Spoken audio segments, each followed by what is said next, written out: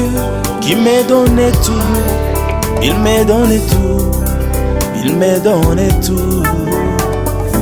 J'ai un Dieu qui m'a donné tout. Il m'aime beaucoup. Il m'a donné tout. J'ai un Dieu qui est la lumière. C'est lui le soutien de ma vie. Oh, de ma vie. De qui aurais-je peur?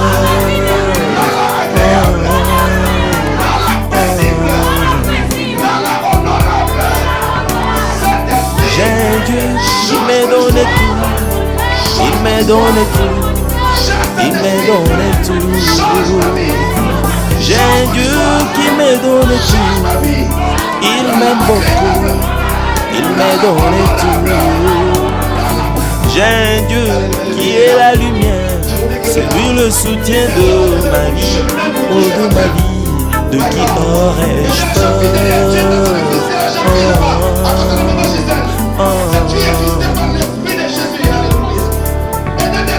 Avec lui je ferai des exploits. Je ferai des exploits. Je ferai des exploits. Avec lui je ne manquerai de rien. Je ne manquerai de rien. Je ne manquerai de rien. Avec lui je ferai des miracles. Le bonheur et la grâce m'accompagneront. Arrête de frapper ta femme. Il dit, papa, j'arrête de frapper ma femme. Arrête de mentir à ta femme. Il disait, Enoch, commence à soutenir la foi dans tes œuvres. Enoch obéissait à Dieu. Enoch craignait Dieu. Enoch marchait avec Dieu. Il entendait une voix qui lui parlait, la voix d'Elohim, la voix d'Adonai. J'ai pris que tu commences à écouter la voix de Dieu. Non, j'ai pris que tu écoutes la voix du Seigneur. Parce que Dieu parlait au cœur d'Enoch. Dieu parlait à son esprit. Dieu réveillait son âme. Et cet homme, la Bible déclare que avant son enlèvement, suivez ici, avant son enlèvement, quelque chose s'est passé. Dieu a décidé qu'il va l'enlever. Maintenant, avant son enlèvement, la Bible déclare qu'il a reçu un témoignage. Chantons dans sa main. Il a reçu un témoignage qui est agréable à Dieu. Dieu créateur, il a la puissance. Avant son enlèvement, Il a la puissance. Enoch a reçu un témoignage qui était agréable à Dieu. La Bible nous dit dans le livre de Romains 8 que l'Esprit témoigne à notre esprit que nous sommes enfants de Dieu.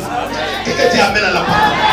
Quelqu'un dit bon Amen à la parole. L'Esprit témoigne à notre esprit. Mes amis, avant l'enlèvement, l'Esprit de Dieu doit te parler.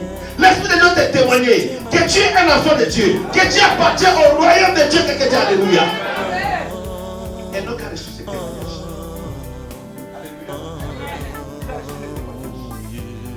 Laisse reçu le témoignage qu'il était agréable. Que veut dire agréable? Pour Dieu, qu'est-ce s'il qu'il est est pour moi, qui sera contre moi? Beaucoup de gens dans ma vie, qui sera contre moi? S'il est pour moi, qui sera contre moi? Dans ma famille, c'est bien d'avoir cette foi-là, mais ce n'est pas le contexte. Maintenant, vous allez rentrer dans le contexte du texte. Je peux enseigner un peu ici. On rentre dans le contexte du texte. Parce qu'on parle de la foi d'Enoch. Les prédicateurs coupent ça. Pour dire seulement le verset 6, c'est bon. On va aller dans Romains 11, verset 6.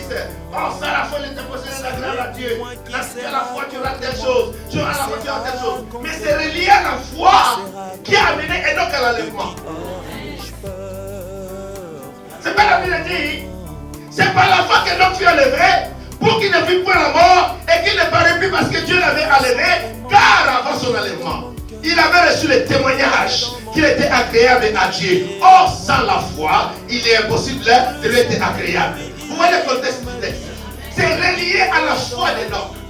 Quelle est cette foi qui a amené Enoch à être agréable? C'est Jésus qui est en moi. C'est lui qui vit. Qu'est-ce qui s'est passé dans la foi d'Enoch? Et je suis heureux quand je le sens vraiment au fond de mon cœur, au centre de ma vie. Quelle est cette foi-là qui fait que, à cause de cette foi-là, Dieu regarde et dit, ah, cette fille n'est pas. je dois la lever. Est-ce que l'église est avec moi? Jésus, C'est la foi dans la justice. oh Jésus, C'est la foi dans la sainteté de Dieu. C'est la foi dans l'éternité de Dieu. C'est la foi de vivre avec Dieu éternellement. Et cette foi conduit les hommes et les femmes qui l'ont à vivre dans la vérité. Tout ce qui compte sur la terre pour eux, c'est de vivre avec Dieu. Pourquoi ils sont dit avec les hommes?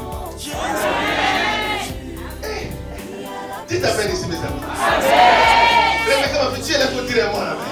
J'allais tout soutenir l'équipe ici. Alléluia. Dites encore amen.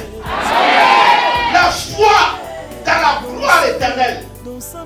La foi dans la puissance et la justice de Dieu. La foi dans la sanctification. Croire que marcher avec Dieu demande la pureté et la sainteté. Alors moi je dois marcher avec Dieu pour être enlevé. Je vais marcher dans la crainte de Dieu. Je vais marcher dans l'obéissance à la parole. Je vais me soumettre à la volonté de Dieu. Je vais plaire à mon Dieu. Je dois tout faire pour plaire à l'Éternel. Et l'Éternel me fera grâce. La Bible déclare ceci. Fais de l'Éternel tes délices. Il te donnera ce que ton cœur désire. Quelqu'un dit alléluia. Si tu fais de l'Éternel tes délices, tu vas commencer à marcher avec lui. Tu vas commencer à marcher avec lui. Et quand quelqu'un marche avec Dieu, ça se voit. Les signes sont là. Ça ne trompe pas. Quand une femme marche avec Dieu, on le sait. On sait là où Dieu est. Là où Dieu est, on le sait. On ne peut pas se tromper. Quand Dieu n'est pas là, il n'est pas là. Mais quand Dieu est là, il y a le fruit de sa présence. Il y a la gloire de sa présence. Parce qu'il est un Dieu redoutable. Il est un Dieu puissant, mes amis. Oh, quelqu'un dit alléluia. Amen. Ah, quelqu'un dit alléluia. Amen. Oh, oh, oh. Oh, sans la foi, il est impossible de lui être agréable. Mes amis, ayez la foi à l'enlèvement. Sachez que Jésus revient. Et moi je dois partir. Et toi tu dois partir. Et elle doit partir. Et nous allons partir. C'est la gloire de Dieu. Là où Jésus règne. Là où Jésus est Seigneur. Là où Jésus est assis à la droite de Dieu. Dieu ne